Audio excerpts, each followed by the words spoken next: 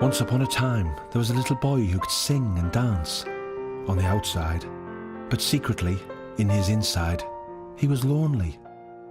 But as he grew up, despite all this terrible loneliness, he found that singing and dancing had made him very rich, with an estimated fortune of over $700 million. And with all that money in the bank, Michael Jackson went on the mother of all spending sprees, buying an extensive array of surgical masks, pet chimpanzees, the new face. The press wasn't even interested in what he had to say. They were just interested in how weird he looked while he was saying it. He bought art. This is one of what we call soft sculptures, typical of what Michael Jackson would have been purchasing. And the rights to other people's music. He also spent millions in legal battles. Michael sued me for $100 million. And even bought a kingdom. When you're a pop music star and you live in a house called Neverland, that's pretty far out. He started buying visions of the things he wished he'd had. Here's Michael, Macaulay Culkin right here. And bought dreams of the things he wished to become. And this one represents him being crowned. But then the money ran out, and with spiralling debts of over $200 million and counting, he decided to put it all up for auction. Welcome to the world of Michael Jackson's things. Only in Neverland would some of these items go together. You have this amazing artwork next to a life-size wax figure. This is really a great piece. How many people could fit this in their living room? I don't know. But suddenly, Michael completely changed his mind and wanted it all back again. So he sued the auctioneers for taking his stuff, but he lost the case and ended up settling with them to return everything. But for the briefest time here, we got an exclusive, tantalising glimpse at the roller coaster ride that surrounds Michael Jackson and his possessions. The things he didn't want us to see or buy. When you see the kind of stuff that people buy over a period of time, if there are no constraints on their buying, and there isn't in the case of Michael Jackson, you do get a window on the human mind. This is the incredible tale of the man and his money. The lovely things he bought, the people he touched, with cash. I almost shit when I got this. And the auction that never was.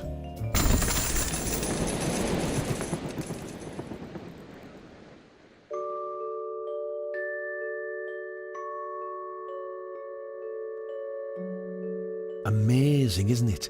Thousands of possessions once belonging to a man who once ruled the world of pop, now all on display here in Beverly Hills, ready to be sold to the highest bidder. This is a Neverland carriage. What I like about it, it's decked out with speakers and stereo system, so it looks like a vintage carriage, but it's actually a modern piece of transportation up at Neverland. It's an industrial, top-of-the-line, doesn't get any better than this cappuccino machine. Granny, unfortunately, hopefully not to insult her, but we estimate her $600 to $800, but because of the Michael Jackson factor, she's worth a lot more. Items that map the story of a boy who became a man, who became lonely, who then became a king, who thought he was a god, who turned into a god-king thing. If you're a Michael Jackson fan and collector, this is the holy grail out of all the items that you'd want, and that's his famous white glove that he wore in many performances of Billie Jean. It's a heavily gem-encrusted crown. If you notice, it has the MJ logo on it, and it's on a royal pillow. So he'd have some of the items like that on display throughout Neverland. But above all, they map the story of a man who bought an awful lot of stuff, decided to sell it, then changed his mind and got it all back. Surprisingly, it's not the first time Jackson has fought to stop all his things ending up on display. The story of how they got there last time involves electric guitars, lawsuits, some never-before-heard Jackson recordings, and letters to Elizabeth Taylor. But to find out how all this unfolded, we need to meet the man behind this door, and he isn't very happy. My name's Henry Vaccaro, and I went through hell trying to collect my money from Michael and the rest of his family. But he wasn't always so cross with the Jackson family. In fact, Henry used to be chairman of Kramer. The company used to supply the band with guitars, and he did so for years to come.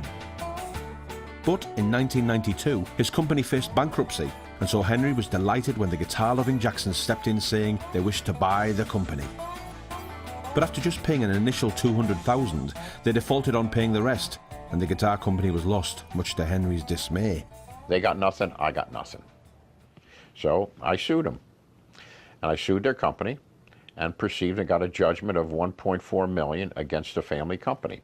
After losing the lengthy courtroom battle, the Jacksons declared they couldn't afford to pay Henry the $1.4 million, so he turned to a private detective for help. Had to hire a detective and a lawyer to find hidden assets. And they found a warehouse located in Oxnard, California, full of family memorabilia. This is just a little smattering of some of the memorabilia. For example, this is a platinum Motown record to Michael for I'll Be There. This is a crazy photo here of Michael with a little boy with machine guns. This is a crazy annulment letter from somebody who alleges that she's Michael's wife. So I can't comment too much on it, but it's nutty. There's letters in here to Elizabeth Taylor. There's just a myriad of things. This is authorization for somebody to have a nose job. This is a tube of skin bleach that was found, and it was used by Michael to treat his vitiligo. And this was in his wardrobe case, along with stage costumes and a bulletproof vest. I had all his old bank accounts. I mean, they were Joseph Jackson, trustee for Michael Jackson, with $1 million deposits in all these banks. A weekly financial statement that he would get from his auditor, which showed at the time some $30 or $40 million in securities and where they were. And all. I mean, I shouldn't have that stuff, but it was in there. I mean, I'm going to read it. So, you know, he was very well off. But it's in a quiet recording studio just a short drive away that maybe Henry's most valuable Jackson artifact lies, carefully locked away in this climate-controlled vault. This is the vault. This is where the real memorabilia is. Original master recording tapes of Jackson 5 and Michael Jackson music. This is the first time these rough performances have been broadcast, and despite the sparse production, they give a rare glimpse at the raw talents of Michael Jackson. It's something, it really is. When you hear this, it's beyond belief. You and I must make a pact. We must bring salvation back. Where there is love, you know I'll be there. Great stuff, boy. It was great stuff, but Michael, worried with what Henry was now in possession of, tried to get it all back by taking yet more legal action. Michael sued me for $100 million. He had brilliant attorneys, and I mean, I almost shit when I got this. I mean, I couldn't believe it. I mean, I was sued for conversion, for copyright infringement, for false designation, violation of statutory rights, misappropriation, constructive relief, violation of privacy, cyber squatting. I mean, stuff I never even dreamed of. So, but I beat him. How did I beat him? Because he never paid his lawyer. But sometimes forgetting to pay pesky people like your lawyers is just part of the story of how Michael Jackson nearly lost all these things. To find out how all this unfolded, we first need to tell the amazing story of how a man got so rich he could buy just about anything, including the childhood he never had.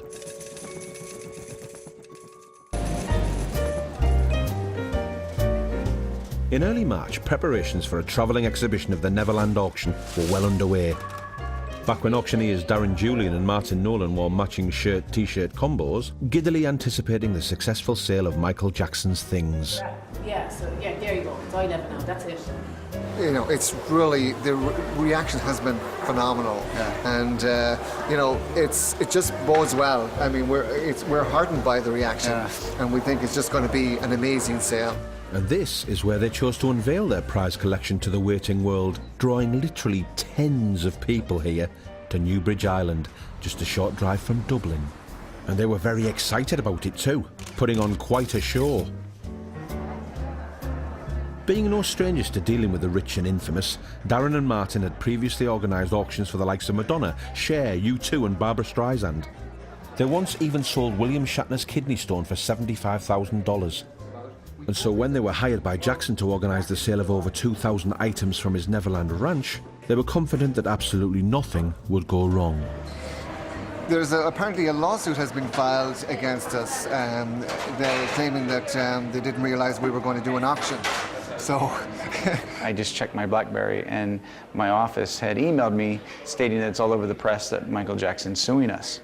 And you can imagine, I mean, We're very surprised about that because we've worked with him for the last 8 months to put this auction together. We're an auction house. Why would he give us all his possessions, you know, if he didn't want us to sell them? So why sell him in the first place? To tell that story, we must first learn how a man could become so rich he could buy or do anything he wanted. And so we need to go back to the moment that Michael Jackson's bank balance went from big to enormous. At Christmas time in 1982, there was only one thing that anyone anywhere in the entire world was getting excited about. And it wasn't that a fat man in a red outfit had just arrived. It was because a skinny zombie in a red outfit had just arrived. When Michael Jackson released the album Thriller, he was announcing to the world that he'd left behind his old family band, the Jackson 5, and finally become a man. I have something I want to tell you. Yes, Michael? I'm not like other guys. And he wasn't kidding. He was soon to become much richer than most of the guys too. Thriller would become the highest selling record of all time, and at its peak it was selling 1 million copies a week. An estimated 50 million copies were sold worldwide, with Jackson earning around $2 for every single album shifted. Michael Jackson had just become a super rich global superstar. Thriller generated hundreds of millions of dollars through direct record sales and then the multiplier effect of the spin-off, merchandising, led into commercials. It created, frankly, the impetus for Michael to be called the king of pop. With this first taste of mega money came the first signs of a taste for spending. But for now at least, it just meant Michael would splash some cash making his clothes all nice and sparkly, finally being able to buy the kind of glove only the rich dare dream of. Now, of course, this is the centerpiece of the auction. This is Michael Jackson's glove that he wore throughout the 1980s. There are some snags, there's some stone loss here. There is some wear, very little staining, very beautiful shape. I would say that something like this could ultimately realize $50,000 to $100,000. This is Michael Jackson makeup. When you're buying a piece of memorabilia from a famous performer, a lot of times this makes it go up in value. People actually want to see this sort of personal trait of Michael Jackson right there on the shirt. I think money is Michael's god because Michael equates happiness with having a lot of money and doing what he wants to do when he wants to do it, in a sense. And the money just kept rolling in, with Jackson agreeing to use his valuable face to sell just about anything, including fizzy pop.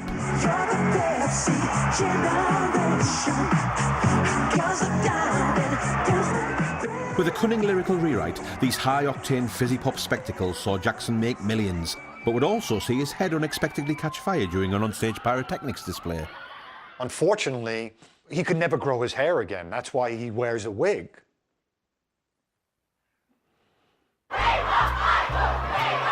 Despite the new rug, Michael went on to prove he still had a good head for business and bought the publishing company that held the rights to 250 Beatles songs for $47.5 million. An idea he surprisingly got from Paul McCartney himself.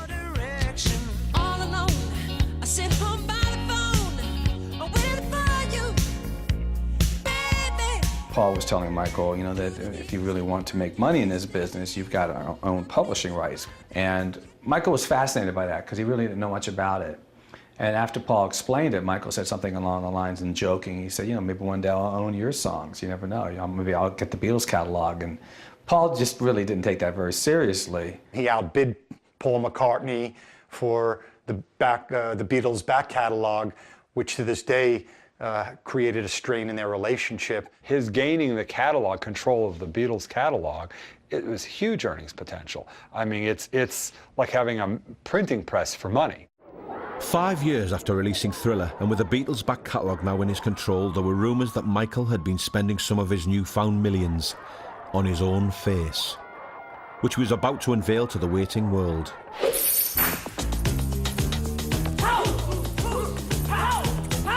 Grossing an estimated $57.5 million and selling 30 million copies, the album Bad helped make Jackson the world's highest-earning musician in 1988 and 1989, including a year-and-a-half-long tour bringing in a record $125 million.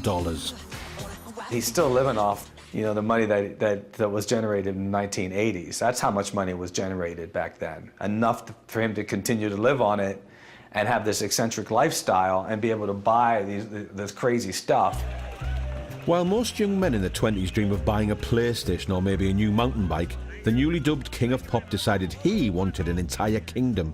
And with millions in the bank, he went and bought one. When you're a pop music star and you live in a house called Neverland, that's pretty far out.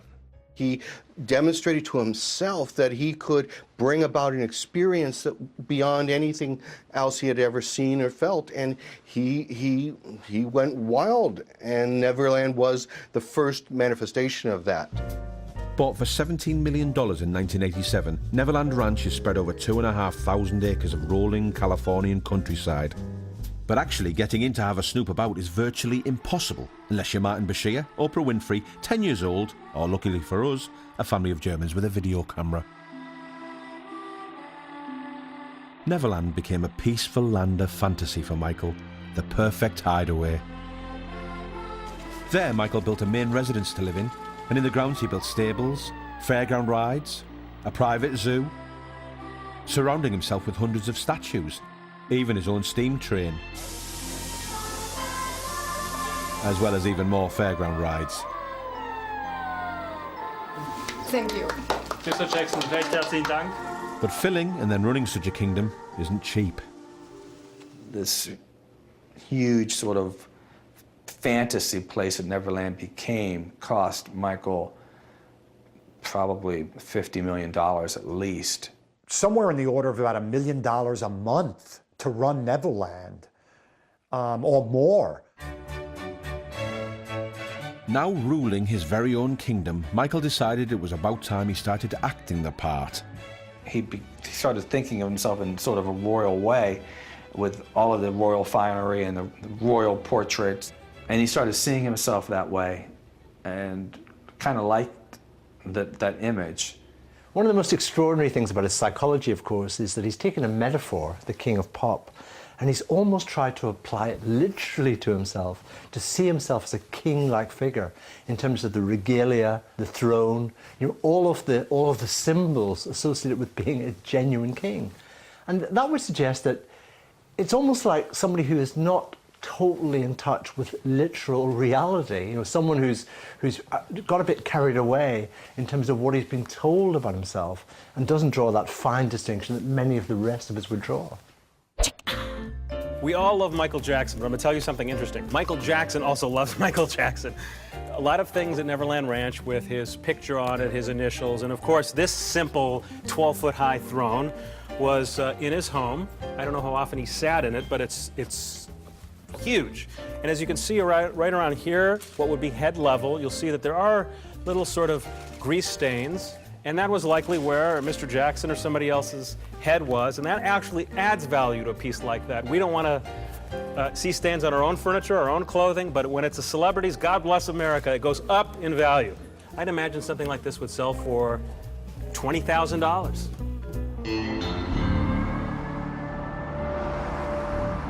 As well as thrones and kingly regalia, every royal court needs an official artist, and we found Michael's here, Santa Fe, New Mexico, in an area just off the infamous Route 66.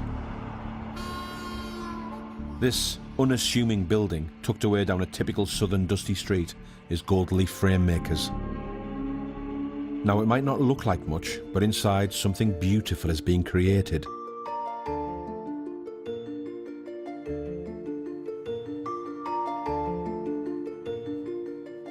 Meet artist David Nordell. David has devoted his life to painting and drawing, and doing it so well that over the years he accumulated quite a famous client list, who were hiring him to create lovely pieces of art for them, just like these ones. And it wasn't long before David and Michael's paths would cross for the first time. Michael had seen a painting that I did for Steven Spielberg hanging in his office. Michael called me one evening and he asked me if I gave drawing and painting lessons. And so we spent a lot of time drawing and painting. We kind of hit it off right away. And it was back in the 80s, probably whilst the pair were sitting together, drawing and painting and dreaming of lovely, magical things, that Michael asked David to help him turn him into the king he so wished to become. And this one represents him being crowned, apparently.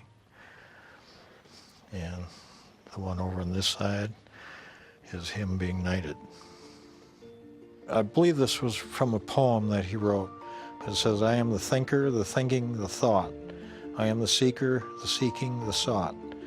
I am the dewdrop, the sunshine, the storm. I am the phenomenon, the field, the form. I am the desert, the ocean, the sky. I am the primeval self in you and I. Michael Jackson. Moving, epic, poignant. Rather like the moment when Michael discovered that money can't buy you everything. You know, at one point along the way, Michael actually attempted to buy a knighthood, if such a thing can actually be purchased, you know, because you're supposed to be a British subject. And he did quite a sort of a campaign to have this occur, but unfortunately it didn't occur. Having failed to become Sir Michael of Neverland, Jackson took a new direction and instead attempted to unite the whole world with the song Black or White, which not only introduced us to an angry and flammable Jackson, but also the surprisingly deep rapping skills of Macaulay Culkin.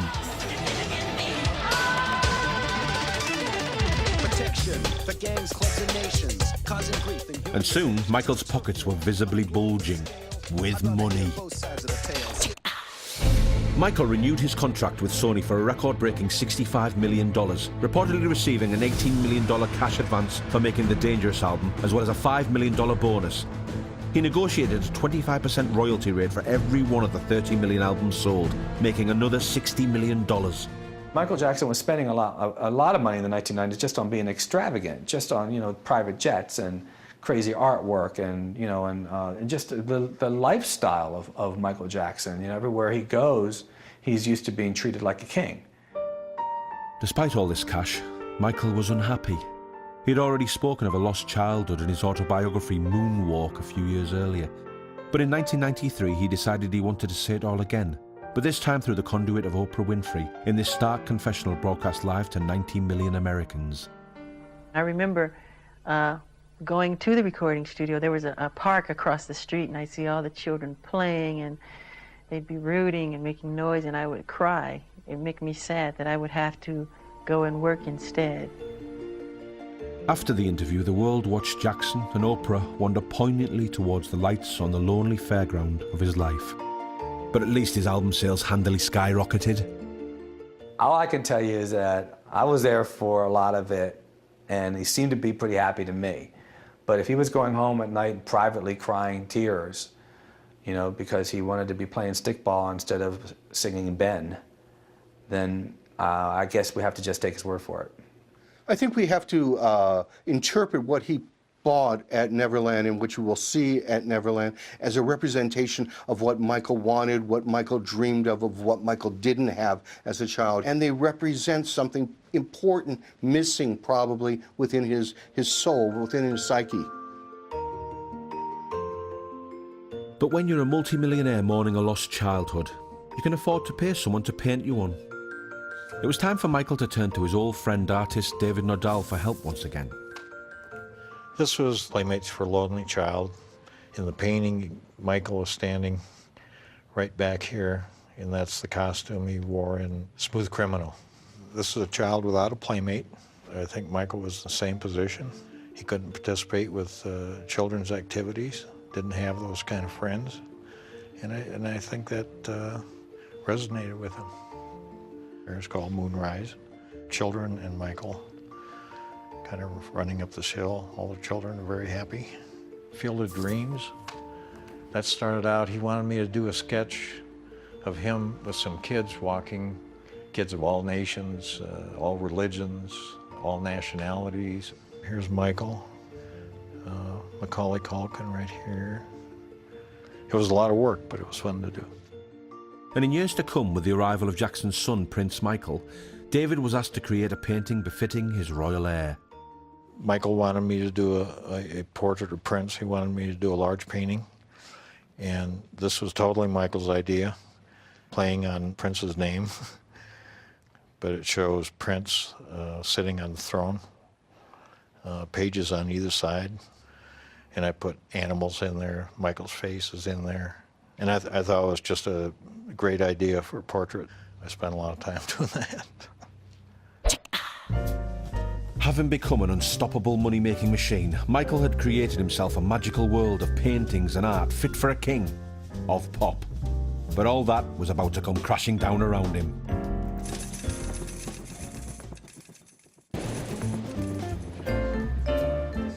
In April, auctioneers Darren Julian and Martin Nolan were still busily trying to sell Michael Jackson's possessions. Fresh from winning their courtroom battle with Michael, who had just tried but failed to stop the auction he once wanted from happening, the boys were feeling reflective. Our hope is that Michael will embrace this and come and see the exhibition that we've done and embrace the auction that he was so excited with from the beginning. A few years ago, all thoughts of suing a couple of auctioneers were a million miles away from Jackson, who was still on top of the world, happily buying sparkly costumes, figurines, waxwork butlers, the very things Darren and Martin would one day be trying to sell. But Jackson was also donating millions to his own and other people's charities, and becoming officially the planet's most Jesus! Now, this is an interesting piece, a little bit scary actually. It's a baby in a carriage with animatronic arm and leg. Why the left side doesn't move, I don't know, but the head and everything else moves. But yeah, it's a little bit of a creepy piece.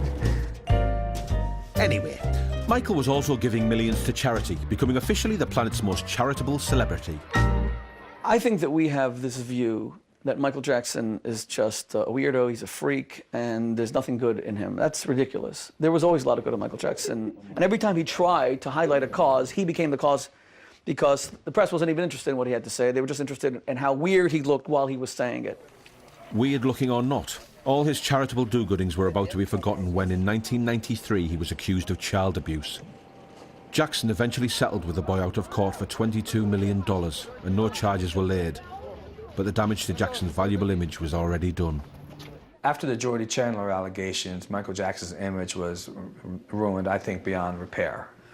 Pepsi pulled out of the tour at that point, and the Dangerous tour was canceled, and the public began to wonder, you know, who is this man? And his image didn't improve much with his surprise marriage to Elvis Presley's daughter Lisa Marie later that year, and a less surprising divorce 19 months later. Yeah, I think when Michael Jackson married Lisa Marie, it was a remarkable and stunning image. At a time in which Michael Jackson really needed very much to have the subject changed. The public just didn't buy it because it looked like Michael was trying to refashion his image after the allegations, and that this was just another media ploy. With the public starting to turn on him, Michael took drastic steps by getting married again, this time to his dermatologist, Debbie Rowe. The pair then quickly had 2 blanket-covered children, quickly followed by a divorce, quickly followed by an $8 million settlement. And then public relations got even worse when he dangled his 3rd blanket-covered child, called Blanket, out of a window. It was looking like things were starting to go horribly wrong for Michael. The media has a capacity to be a great friend, a great lover, a great seducer, but also a great enemy. Now, with the love affair between Michael, the media, and his record-buying public on rocky ground, it was looking like it would be the star's wallet that would ultimately feel the hit.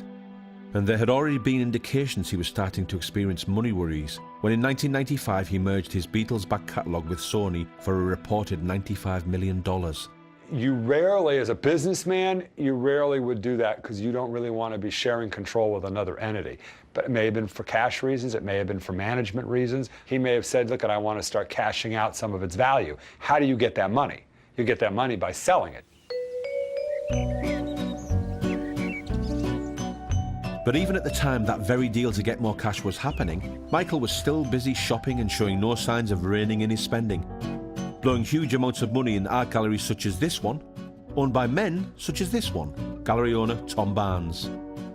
Well, Michael came in for the very first time late one evening, and he was in disguise, as I'm told he often is. In this particular occasion, he looked like someone from the Middle East with a turban and sunglasses, etc. In the half hour that Michael was in the gallery, he spent a little more than $30,000, which was more than the average American would make in a year's period of time.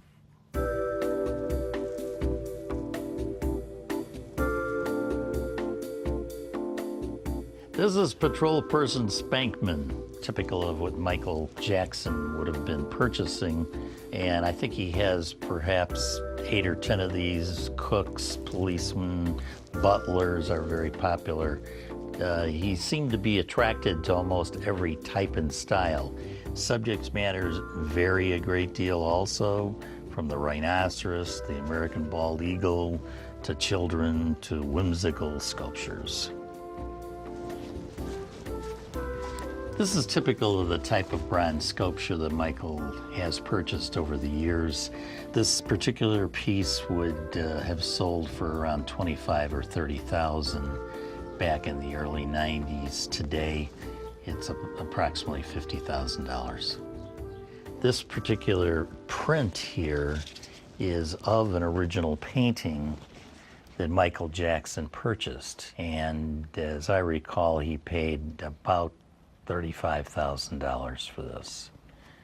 I think you'll find that most people, including Michael, of that kind of notoriety, usually do not handle the money part of the transaction.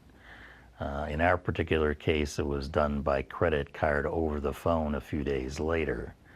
But knowing who he was when he said that's what he wanted, we didn't feel uncomfortable that he wasn't going to pay us. I'll let you in on a little secret.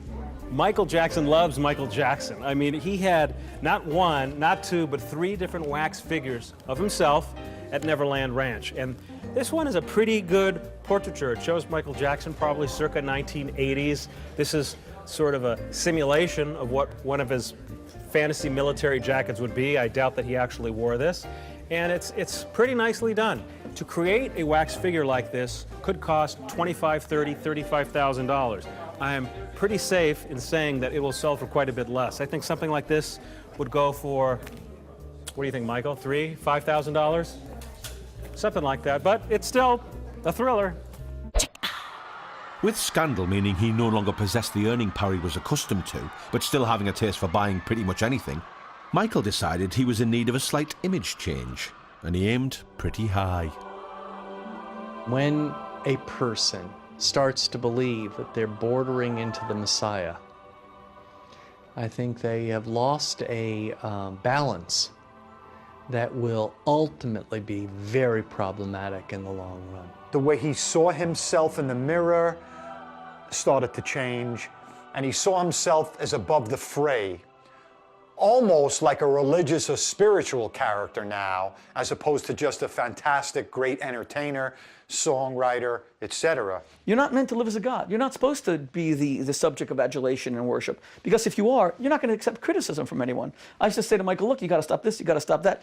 And you would see him almost visibly squirm in his seat. He was never used to getting anything but praise.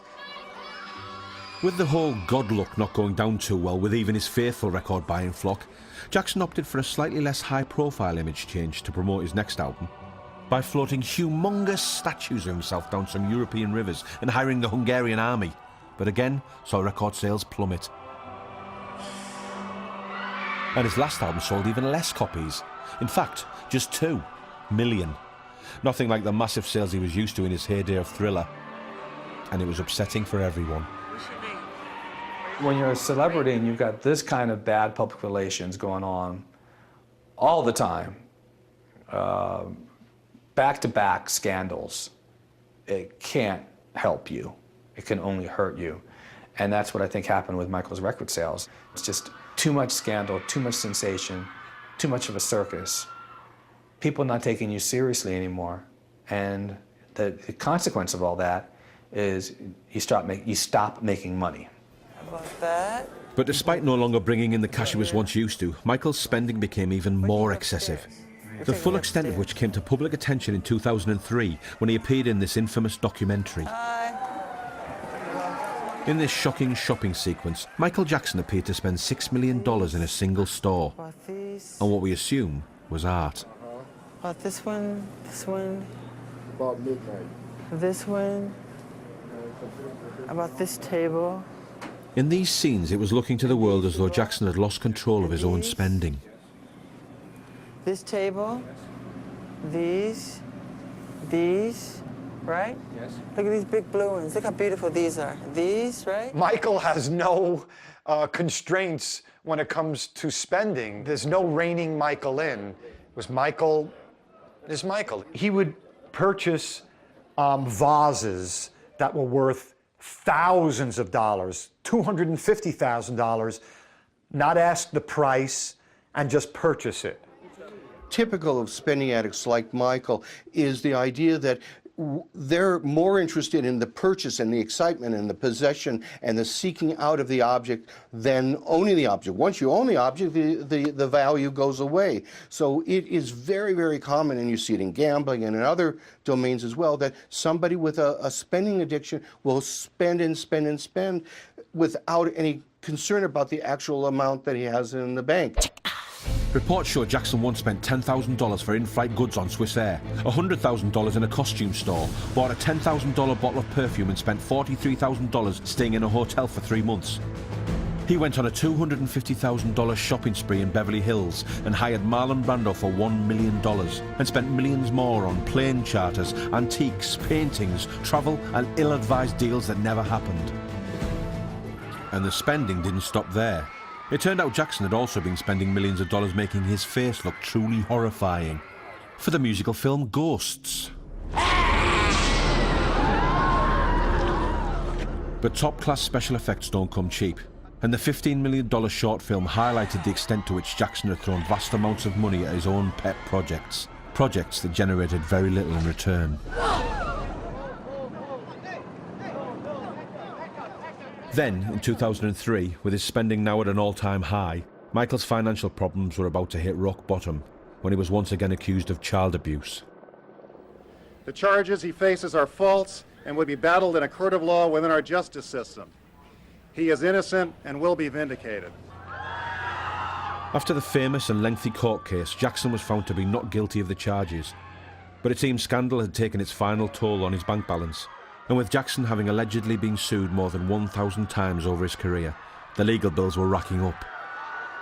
Michael Jackson's legal fees for all of his legal problems over the last many years could be in the tens of millions of dollars. When you're talking about a defense team for some of the things he's been accused of doing, which these trials run on, or these cases run on for months and months, between depositions, between the trial time itself, and he's paying the highest priced lawyers, it could certainly run into many millions of dollars. Everything finally came to a head when it emerged Jackson was desperately struggling with repayments on $270 million worth of bank loans. Then, fleeing to Bahrain, Jackson closed the gates to Neverland for good and asked Darren and Martin to auction off all the things he'd spent so many years and so many millions of dollars collecting, which at this point they were still intending to do.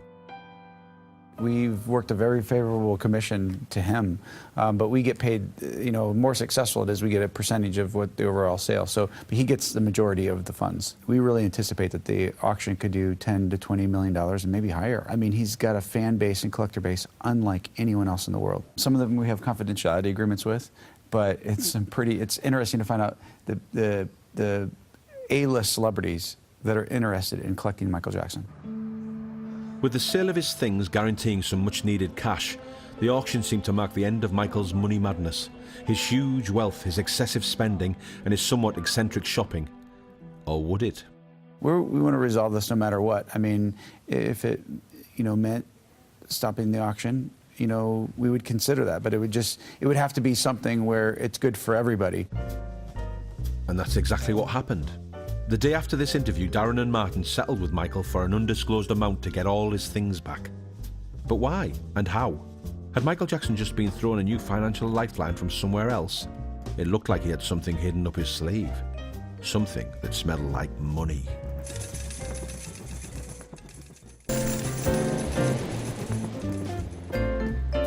During our adventure through Michael Jackson's finances, we've uncovered how the King of Pop earned and then spent an unthinkable fortune. Unravelled how eventually the cash ran out, and delved into the possessions he so very nearly ended up selling. And so, with the story of how all Michael Jackson's private things ended up on display here in Beverly Hills coming to an end, we get our very last glimpse of the items resulting from an incredible 2-decade-long celebrity shopping spree. Well, I'm not a Michael Jackson fan. I've never even actually seen any of his videos or anything like that. And so this has been eye-opening and staggering and a bit sad. When you consider he almost single-handedly supported probably a village of artists. I mean, hundreds of artists have survived thanks to Michael Jackson. And it's like, thank you, Elizabeth Taylor, for those who got him and supported him and tried to encourage and help him. He really is a man that comes along like a Beethoven. And I wish him well wherever he is. Anyway, before all this stuff is packed up and returned, we still need to find out why Michael suddenly changed his mind about selling all these things, seemingly no longer needing the cash. With Michael, most people always assume he's like a money machine and something will come to mitigate the situation and pull him out. Some big deal, something else. And was this that something else? Back in March, Michael announced to Dermot O'Leary and the rest of the world that he was to perform live on stage once again. I'll be performing the songs my fans want to hear. This is it. I mean, this is really it. This is the final curtain call. This is it.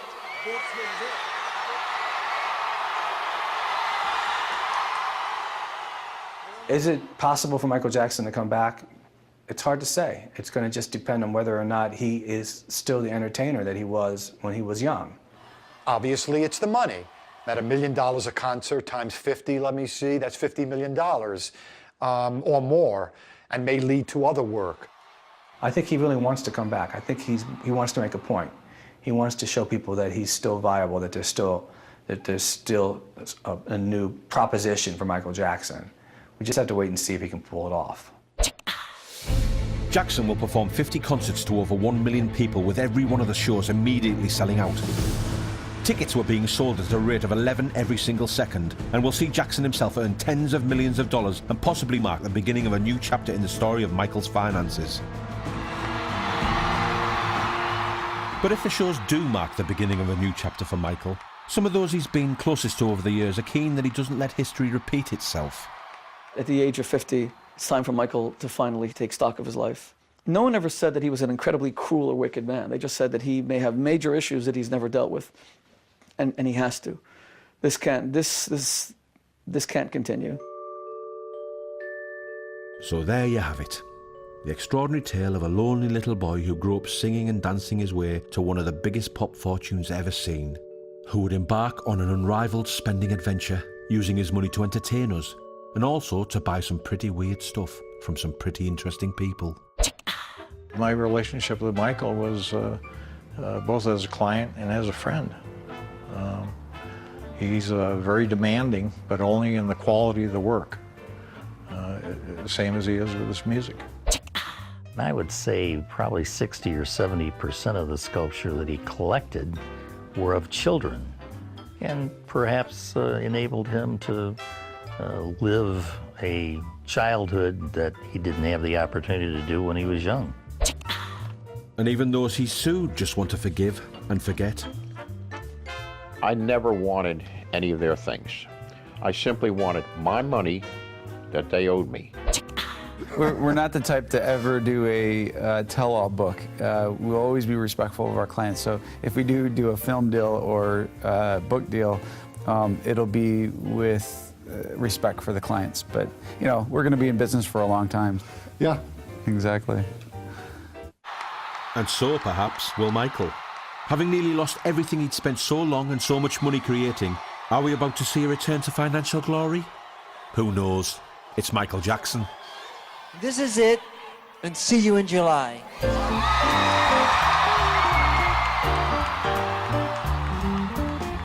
Well, imagine having 3 extra limbs coming out of your stomach. Well, for Rudy Santos, it's a reality. Extraordinary People, Octopus Man, this Wednesday at 9. Next, we've got an action thriller movie full of corruption and cover-ups. FX2 is in just a few minutes.